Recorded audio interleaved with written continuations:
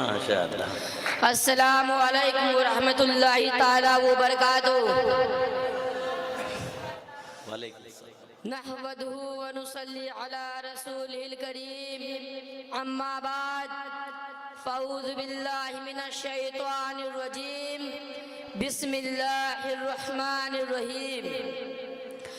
وَلَا تَهِنُوا وَلَا تَحْزَنُوا وَأَنْتُمُ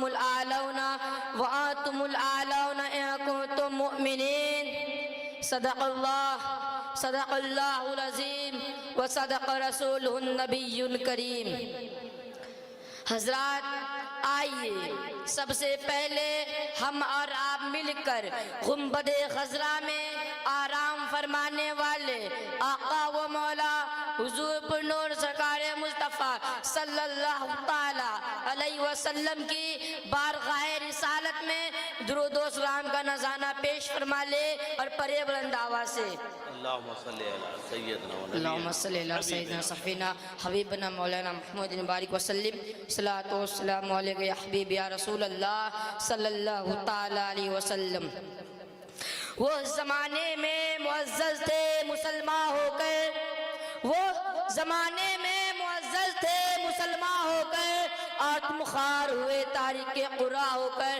محترم سامعین کرام، آج مجھے جس موضوع پر لب کشائی کرنے کا موقع ملا ہے اس کا عنوان قوم مسلم کے زوال کے اسباب ہے۔ محترم سامعین کرام، ابھی میں نے خطبہ مسنونہ کے بعد جس آیت کریمہ کی پڑھنے کا شرف حاصل کیا ہے اس کا ترجمہ یہ ہے: اور تم ہمت نہ ہارو اور غم نہ کھاؤ، اگر تم ایمان والے ہو تو تم ہی غالب رہو گے۔ معزز سامعین کرام، جیسا کہ آپ جانتے ہیں کہ مسلمانوں کی طاقت ہزاروں سالوں تک دنیا کی ایک بڑی طاقت رہی ہے۔ علم و حکمت، سلطنت، خلافت اور شجاعت کے معاملے میں ان سے کوئی قوم مقابلہ نہیں کر سکتی تھی، پوری دنیا پر حکومت کرتی تھی۔ یہ بادشاہی خدا نے ہی انہیں دی تھی اور خدا نے ان سے چھین لی۔ معزز سامعین کرام،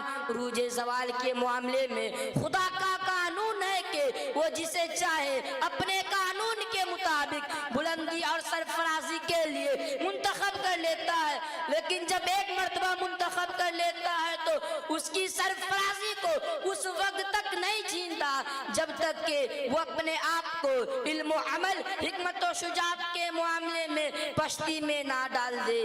حضرات، مسلمان اپنا پہچان گوا بیٹھا ہے، وہ اپنی تاریخ بھلا بیٹھا ہے۔ جتنا آج مسلمان ہر معاملے میں دوسری قوم سے پیچھے ہے اتنا پہلے کبھی نہ تھا۔ جتنا آج مسلمان ذلیل ہے اتنا پہلے کبھی نہ تھا۔ پہلے مسلمان تعداد میں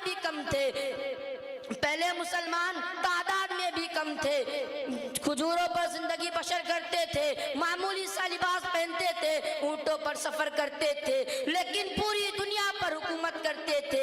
یہاں تک کہ قیصر و کسریٰ جیسے بادشاہ بھی مسلمانوں سے ڈرتے تھے۔ لیکن آج مسلمان تعداد میں بھی زیادہ ہے، کھانے پینے کے لیے بہترین غذا ہے، عمدہ سواریاں ہے، اچھے لباس ہے، لیکن پھر بھی آج مسلمان زوال کا شکار ہے۔ اس کی سب سے بڑی وجہ یہ ہے، سب سے بڑی وجہ قرآن کو پیٹ کے پیچھے ڈال دینا ہے۔ محترم سامعین کرام، مسلمانوں کے زوال کا سب سے بڑا سبب قرآن کو پیٹ کے پیچھے ڈال دینا ہے، قرآن کے تعلیمات کو پیٹ کے پیچھے ڈال دینا ہے۔ مسلمان قرآن کو اس وقت کھولتا ہے جب گھر میں کسی کا انتقال ہو جاتا ہے یا جب کسی کو قسم دلانے کی باری آتی ہے، جبکہ قرآن تو مسلمانوں کی ہدایت کے لیے آیا تھا نا۔ محترم سامعین کرام، جس کو نبی کریم صلی اللہ علیہ وسلم نے دین و اسلام کی تعلیمات عطا فرمائی اور اپنا بہترین اخلاق و حسنہ چھوڑا، آج وہی قوم زوال و پذیر ہے۔ محترم سامعین کرام، مسلمانوں کے زوال کا دوسرا سب سے بڑا سبب یہ ہے کہ مسلمانوں نے انداز رسول کو ترک کر دیا ہے۔ حضور صلی اللہ تعالی علیہ وسلم کی غلامی کا پٹا اپنے گلے سے اتار دیا ہے تو یہودی انگریزوں کے غلام ہو گئے ہیں۔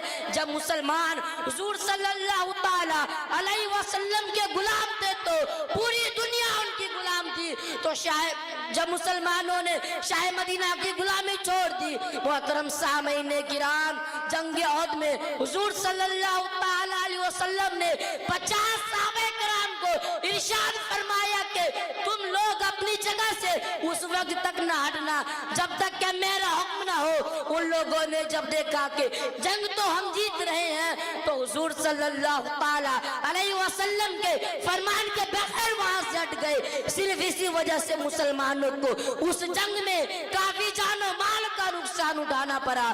اللہ اکبر، اللہ اکبر، 70 صحابہ کرام شہید ہوئے۔ جب مسلمانوں نے اطاعت رسول کو چھوڑا ہے تب مسلمانوں کو زوال ہی زوال ملا ہے۔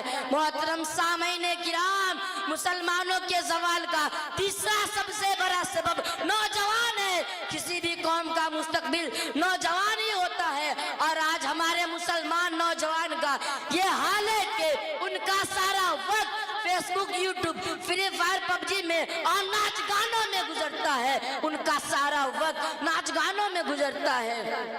آپ ہی بتائیے نا، جس قوم کے نوجوان کا یہ حال ہو، آخر وہ قوم کیا عروج پائے گی، کیسے ترقی پائے گی؟ مسلمان جب اپنے دین کو چھوڑ دے، اپنے دین کی تعلیمات کو چھوڑ دے، حضور صلی اللہ تعالی علیہ وسلم کی غلامی کا پٹا اپنے گلے سے اتار دے تو زوال ہی ملے گا نا۔ مسلمانوں کو چاہیے کہ وہ اپنا تاریخ پڑھے، ان کو سمجھے۔ سبب کچھ اور ہے جس کو تو خود سمجھتا ہے، سبب کچھ اور ہے جس کو تو خود سمجھتا ہے۔